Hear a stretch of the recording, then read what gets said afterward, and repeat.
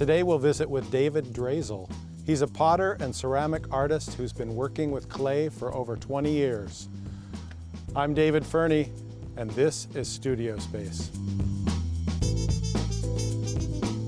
A big part of the aesthetic of ceramics that I like are the small serendipitous things that happen during the process that can actually be a defect or something in the clay or the glaze, but can also add to the piece.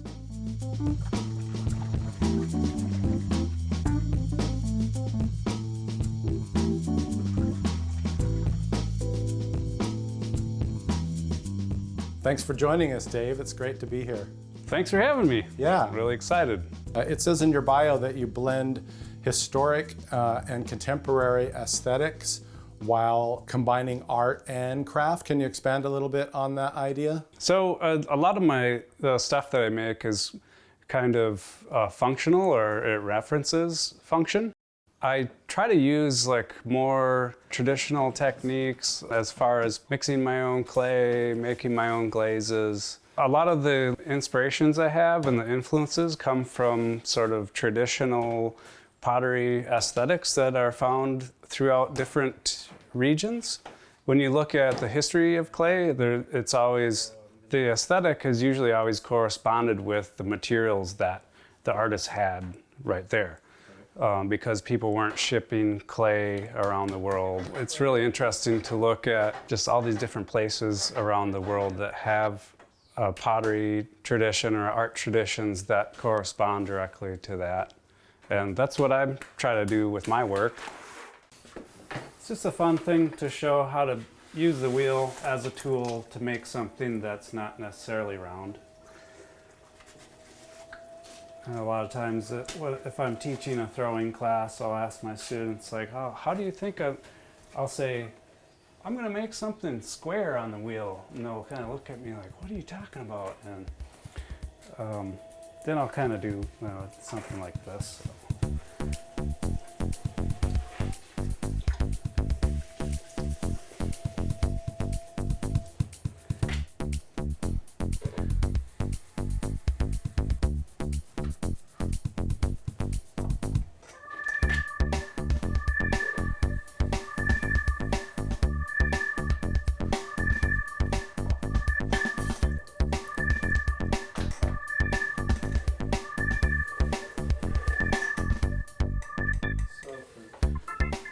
And because this is going to be the bottom, and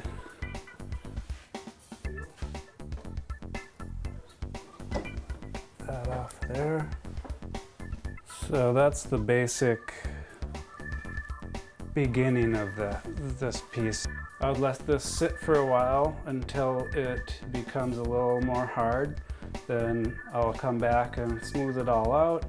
I'll carve texture into it, and then I'll flip it over and I'll carve some feet underneath here so it gives it a little more of a levitating feel. So this would be like a finished one. Yeah, one of the things that I love about your work that is really interesting is that you source all these local materials, and specifically your own clay. I use a lot of different clay, first of all. So some of it is commercial clay that comes from other places, and some of it comes from other places in California. And the clay that I get here, most of it I just dig up right in our backyard. And so that's the really cool thing about Humboldt County is there's tons of clay everywhere. So anybody who's ever done gardening probably knows about that. I'm basically trying to take some of my glazes and try to go back to the roots and make really simple glazes that I'm taking materials that are really basic and unrefined.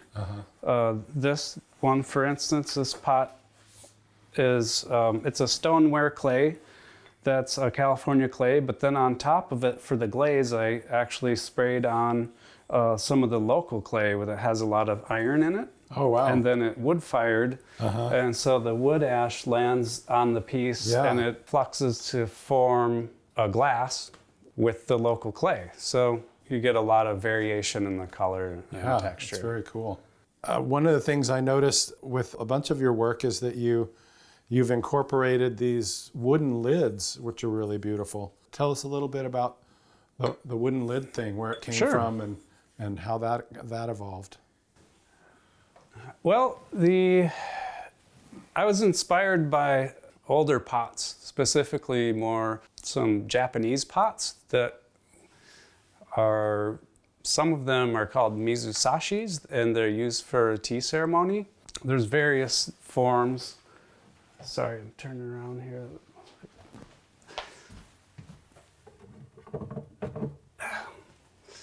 That would be kind of more like this. Fresh water is scooped out of this in order to make the tea. Right. And I think that part of it is the sound. So anyways, some of these ancient pots, whether they originally had ceramic lids that were lost or broken, and then they had been replaced with wooden lacquered lids.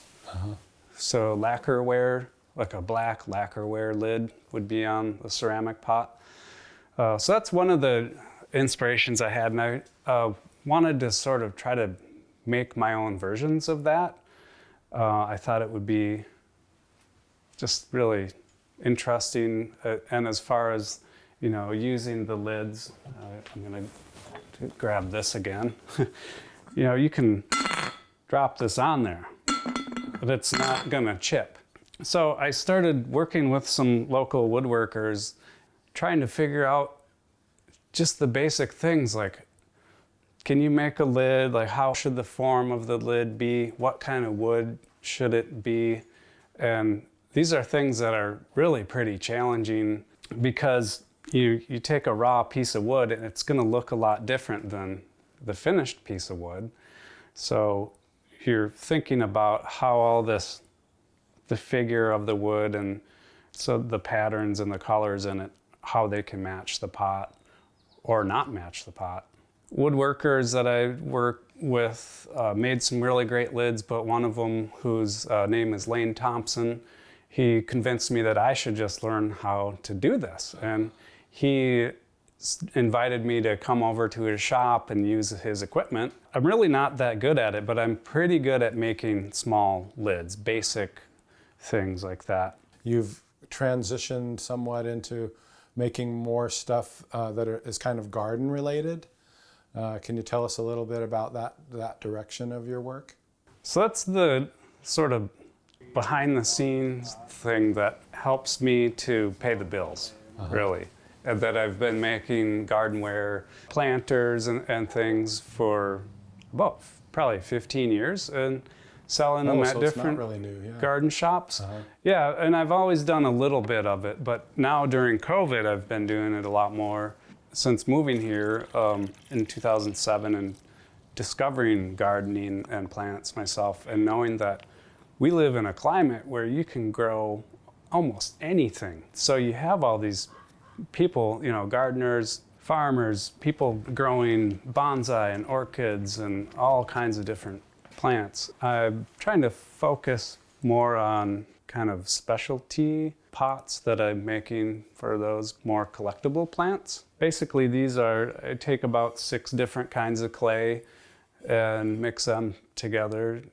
Well, these are pots, a few pots I threw yesterday, and they've been sitting overnight and they're ready to be trimmed. So when I throw these pots with the mixed clay, they need to be trimmed, and that exposes all the different layers a little bit better. So it's with ceramics, there's all these different points that you have to work with the material when it's wet and when it's getting drier, and then even, you know, when it's hard. So I leave these stuck to this is a bat, and that allows me to trim it, so I can even turn it upside down. Scary, don't do that. Whoa. Making me nervous.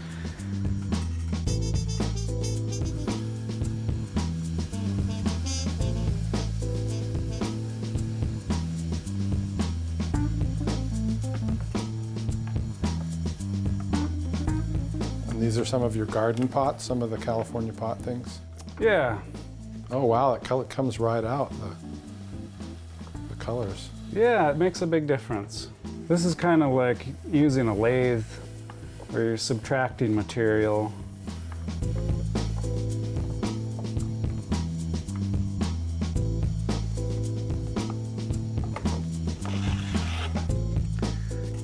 I like doing the gardenware and talking to the different people at the garden shops and, you know, learning about the plants and everything, but I've also found that a lot of these people at the garden shops have a really good eye for curating the pots that they have in their stores, because they deal with thousands and thousands of pots, you know, Right. more than a lot of galleries. Yeah.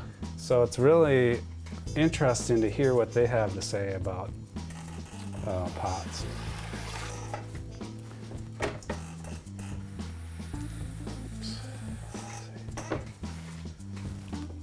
So, and I just smooth out the bottom a little bit.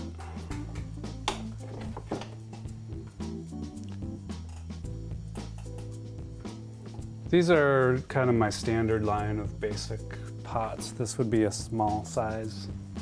And then I have 4 different sizes, and then I'll also put extra holes in the side for orchid pots.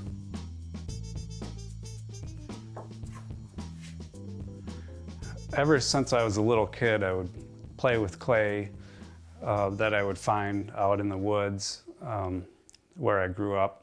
And it wasn't until like high school that I took like a throwing class, and I did ceramics in high school, and I really just became obsessed with it. It's something that I couldn't not think about once I started doing it. And after looking at all the different opportunities and really being encouraged by my parents to go to college and thinking, well, you know, there's all these different things that maybe I'll major in biology or psychology, or maybe I'll be an electrician or something. I came back to art and ceramics, and I just went for it. I decided to just go for it and be an art major and really focus on ceramics, knowing that it would be a long journey to get where I am today. Well, thanks so much for joining us, Dave. It's been really great to learn more about your work. All right, thank you.